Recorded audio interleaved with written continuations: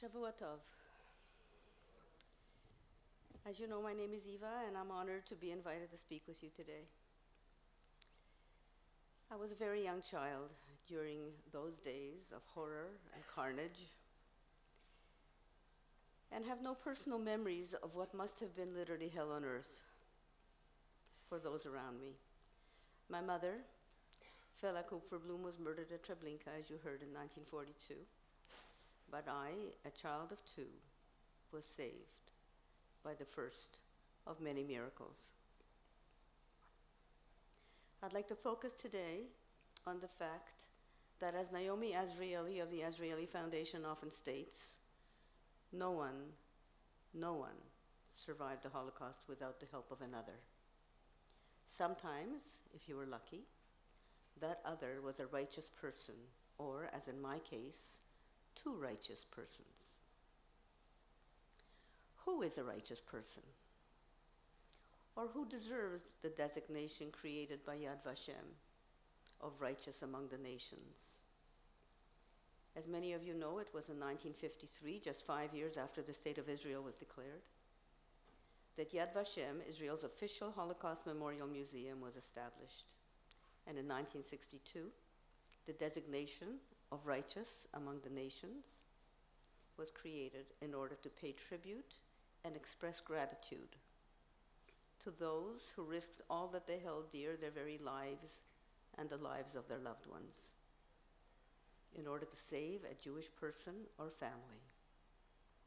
At Yad Vashem, over 27,000 persons from 45 countries have thus been identified and honored. Some are well known. Many others are individuals of whom we never have heard. I was fortunate indeed to have 2 such individuals responsible for my survival. Hanka Rembowska, a woman of uncommon goodness, agreed to hide me for several months until she was no longer able to do so because she became very ill with tuberculosis that was destroying her lungs.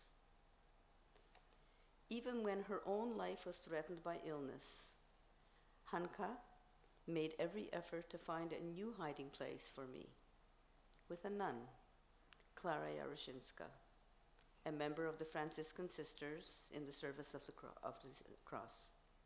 I was hidden by Sister Klara and a small group of nuns near Bukowina in the south of Poland until the end of the war in 1945. A period of more than 3 years. Sister Klara agreed to hide me, knowing full well that this act alone would put her life and the lives of all the people that she was responsible for in grave danger.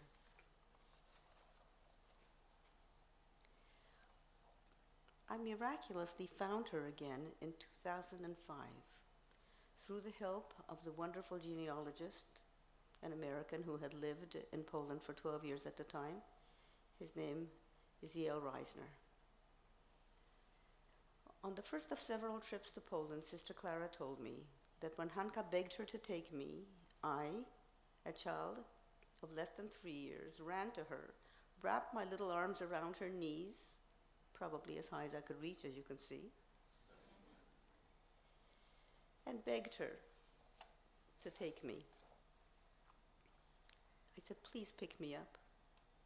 She was convinced that God had brought me to her and that she had no choice if she were to be true to her faith and true to what she had been taught by her parents, who also saved Jews and who also are inscribed among the righteous. I am here today along with a delegation of university presidents and chancellors from the United States and Canada on this March of the Living. We are exposing the students and adults on this trip, immersing them, in fact, in one of the most horrific periods in human history, where the inclination for evil was given full rein. But, as we know from Righteous Among the Nations, human beings are also capable of great good, of selfless acts of heroism. We owe it to teach them that as well, especially to our young people, We want them to remember the experience of the March of the Living, to understand it, to be a witness to the terrible events of the Holocaust through their contacts, for a short time at least, with actual Holocaust survivors for as long as we're able to travel.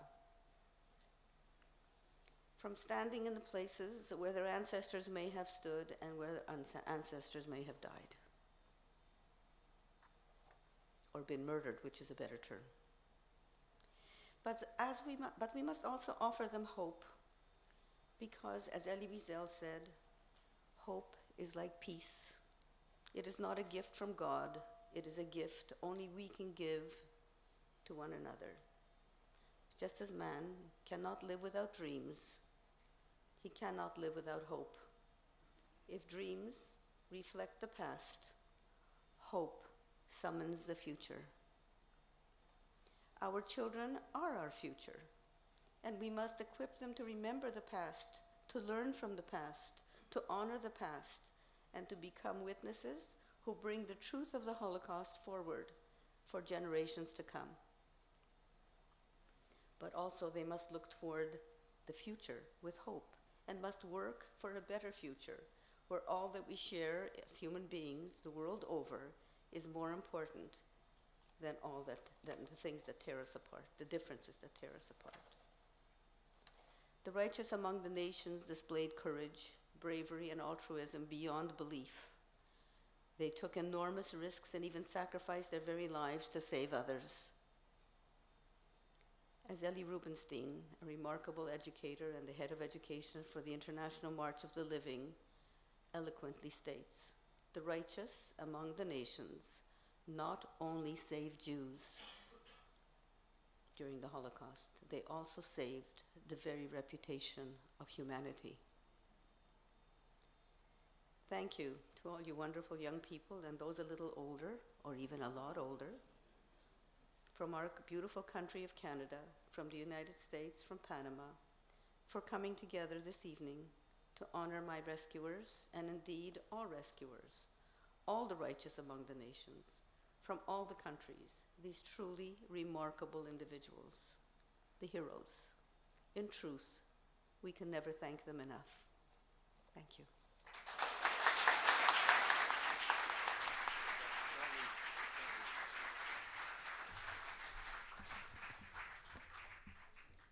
My name is Michael Soberman. I am privileged to be with the delegation of university presidents and chancellors. And Eva, we have a very special surprise for you tonight.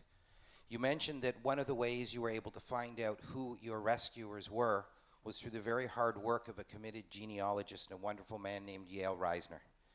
Yale Reisner, I believe, is here, and he's come to greet you.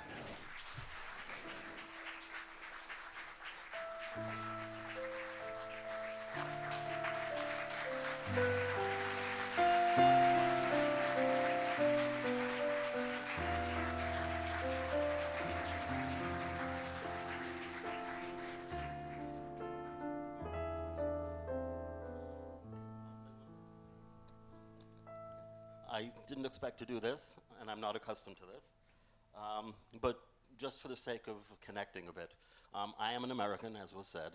My mother's from Toronto. She turned 99 this week. And the very first rabbi to live in Canada was my great-grandfather. So we have serious connections to Canada and to Toronto in particular. With Eva, she came to us at the Jewish Historical Institute to find out more about her family. And she didn't remember, as was mentioned, what the nun's name was, or what order she was from, or in which convent she functioned. But she mentioned, sort of in passing, something about her being blind. And I knew that there was a convent outside of Warsaw that specialized in caring for blind children, and that some of their staff was blind as well. So we suggested that Eva get in touch with them, and we called, and they knew the story. They didn't know Eva's name, but they knew the story. And I think it was the same day or maybe the next day. The next day, Eva went out to the convent and found the sister who was now very old, but still there. And they were reunited. That was, I think, 2005? Yeah. Okay, so that's the story in short.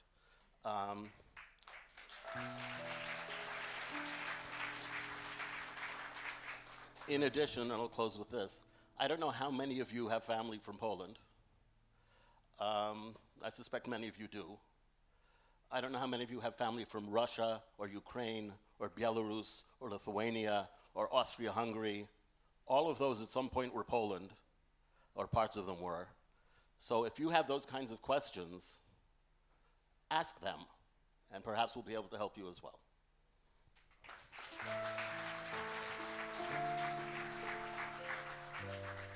Thank you, Yale.